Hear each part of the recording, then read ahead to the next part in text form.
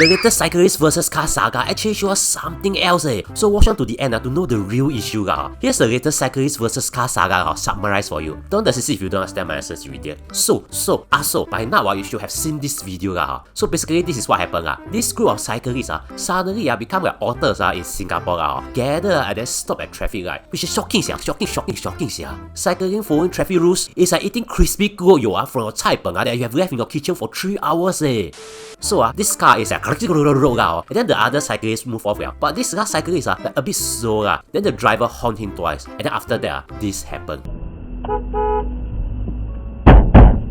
Wow. And the banging leads to this also Basket, this guy go and hit my car. I got my rear camera here. Wow. They want to hang But that's not shocking enough. What happened next will shock you even more. The car driver asked if the cyclist is okay or not. The cyclist asked the driver if he okay or not. So sweet Maybe after that they go fish farm to buy fish together and then cook dinner. You okay or not? You okay or not? Oh. This is why words can only convey 7% of a message your bodo fellow who like to use words to say how kind you are, you idiots.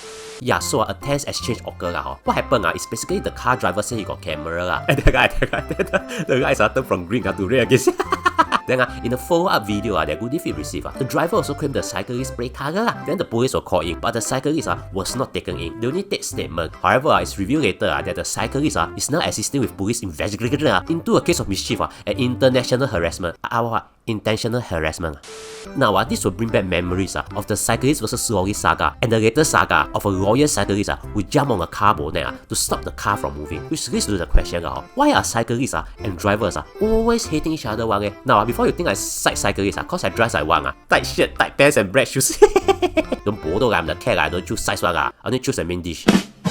You see, the problem which I think we all know isn't with cyclists or cars. Instead, it's with the infrastructure. If you cycle on footpath before, you know how difficult it is. People are moving so slow like snails. When you siam them, you get into an accident. So cyclists cycle on the road instead. But that's when drivers will face a problem that cyclists face on footpath. If you are driven when there are cyclists in front of you before, you know how difficult it is. Cyclists are moving so slow like snails. When you siam them, you get into an accident. You see the issue You know footpath are made for pedestrians. So cyclists are unwelcome there. Roads are made for vehicles. So cyclists are unwelcome there. Then how where else can cyclists cycle in Singapore with their tight shirt and tight pants It's not like the authorities are creating something like a cycling path network that can connect the entire country with something like a park connector network If not why would cyclists want to ride on roads and risk go.